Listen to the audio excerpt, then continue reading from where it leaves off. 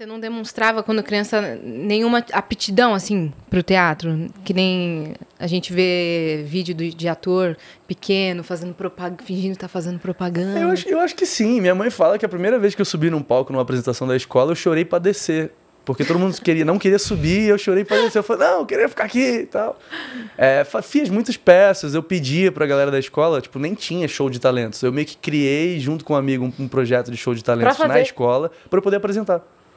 Porque eu queria fazer essa coisa da comunicação. Aí pedia, festa junina, eu apresentava também. Eram essas coisas, mas era todo um lugar de brincadeira. Você que ia lá ser orador. Festa infantil, total. Festa infantil. Já fiz, tá? Já fez? Primeiro trabalho como ator foi o Buzz Lightyear. Eu tenho fotos pra dar pra produção depois. Que isso? Magro toda a vida, era magrinho. Tinha a fantasia, tudo? Sim, eu tenho uma foto ótima jogando sinuca com o Buzz Lightyear, assim, é uma coisa que eu guardo. A fantasia sambando assim no todo de isoporzinho. Caramba. E aí foi era um buffet infantil, é isso? Não, foi um buffet infantil. Mas isso já foi depois dos 19. Mas o que eu quero dizer é porque, de alguma maneira, isso sempre teve presente, mas eu não dava muita voz, porque em Manaus não é uma profissão muito recorrente. Antes de mim, eu só lembro do Malvino Salvador. Sim. Agora, sei lá, tem o Adanilo, a Laís Said também fez uma coisa, Malagueta, enfim, tem muitos atores, mas assim, de projeção nacional são muito poucos. Sim. Então não é uma profissão que você costuma escolher sendo de lá de Manaus. Não sabe nem o caminho direito, né? É tipo de assim, Manaus? Eu digo não, ele sabe. Você segue reto. O primeiro passo já é muito grande.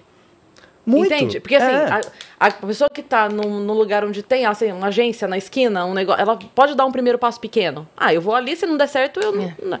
Não, o seu primeiro passo tem que ser mudar pro Rio de Janeiro. Total, né? Total. E como é que a gente tá aqui? Aqui a gente fala palavrão, né? Fala. Tá. Estamos bem, graças a Deus. É um desapego de poder falar assim, que tal poder ser fudido? Porque é isso. Porque ator não é uma profissão tipo médico que vislumbra uma grande fortuna. Pode ser que aconteça, mas a porcentagem de atores que ganham muito é muito pequena. Tipo, 90 pra 10, uma coisa assim. Pra além de ser uma coisa que é muito atípica em Manaus, a grande realidade é você não vai ter grana durante muito tempo. Então, é muito desapego. E não é que você não vai ter grana durante muito tempo pra depois ter. Você não vai ter grana durante muito tempo pra talvez ter. Talvez. Talvez nunca terá. Talvez.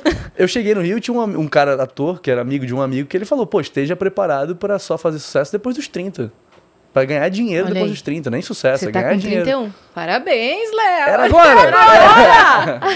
Mas eu trabalho desde os 23, 24 eu já trabalhando aí. Caramba, então, você tá com uns 8 anos aí de carreira sim. sólida como profissional, ator profissional. Altos e baixos, acho que eu fiquei até mal acostumado, porque como eu me formei na faculdade, 6 meses depois eu já tava meio que trabalhando. Você fez artes cênicas? Fiz artes cênicas.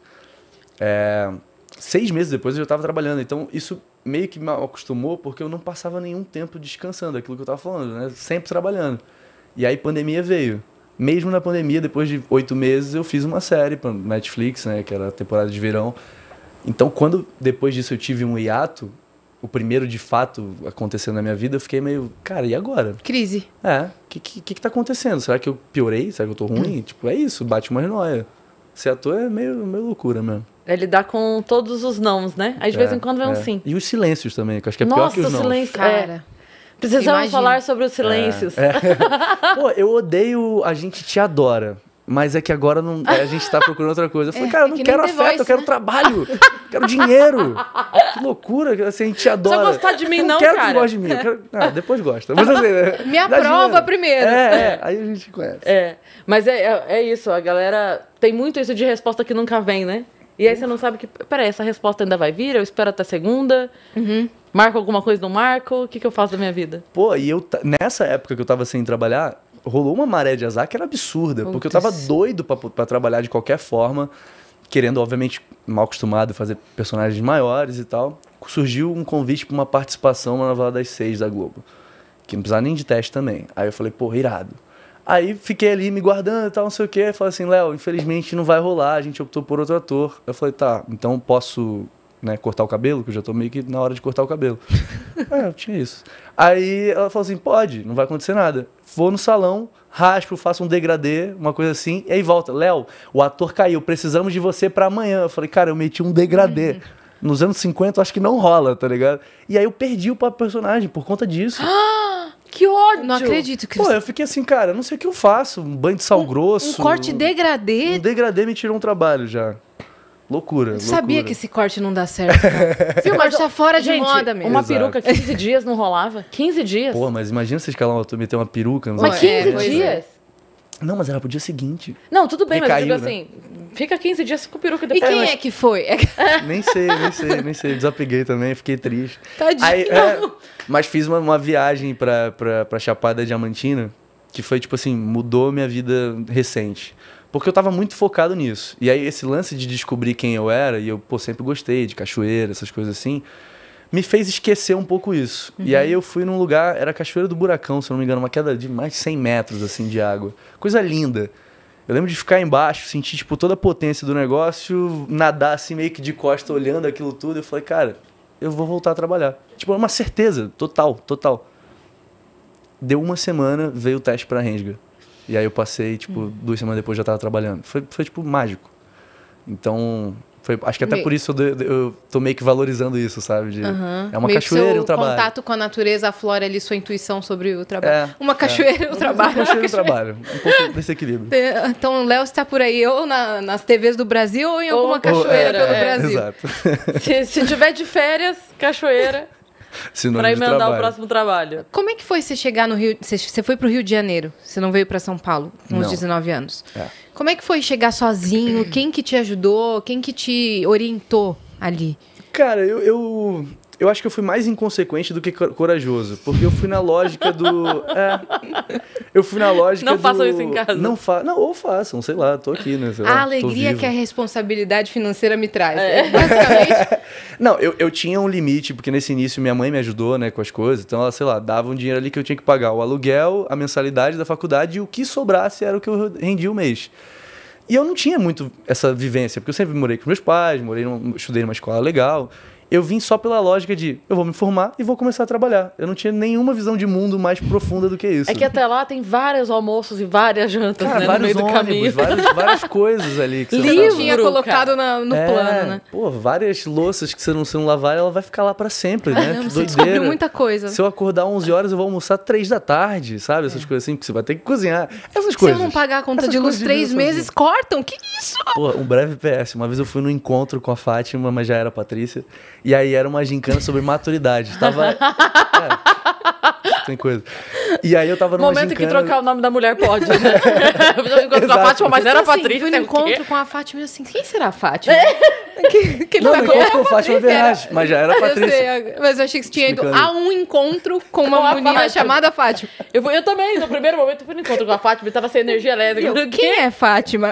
Claro, encontro com a Fátima, que Não era a tenho Patrícia. carro, não tenho teto, não tenho energia elétrica. E a dinâmica era de maturidade. E aí tava eu e Cláudia Leite. Caramba, e aí era tipo que assim. escolha, hein? Não, o casting. Aí do nada a pergunta era assim: quem de vocês esquece de pagar a luz? Aí eu, tipo, eu não. E ela, total. Aí, tipo, quem de vocês que faz as compras no mercado? Eu falei, tipo, eu faço. Ela, cara, às vezes eu não faço, cara. Porque se eu for, eu vou comprar Doritos. Aí, tipo, me perguntaram assim, nossa, Léo, você é muito maturo, né, pra idade. Eu falei, cara, mas é que se eu não pagar a conta de luz, eu fico no escuro, né?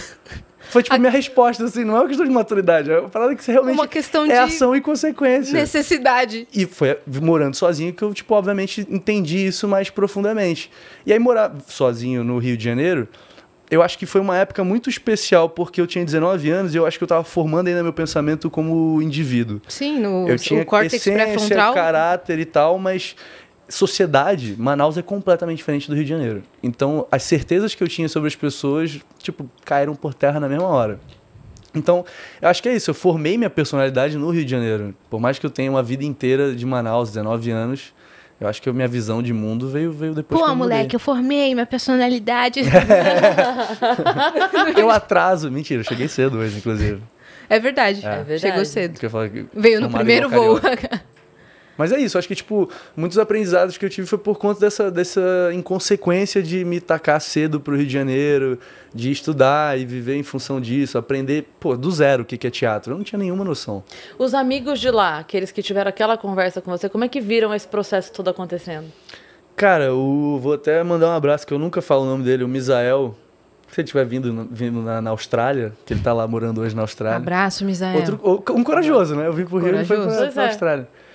ele, pô, fica muito feliz, porque ele realmente sente que naquele momento foi como se fosse um anjo, cara. Ele só foi o responsável por passar aquela mensagem e vambora. Foi isso que foi minha missão aí contigo.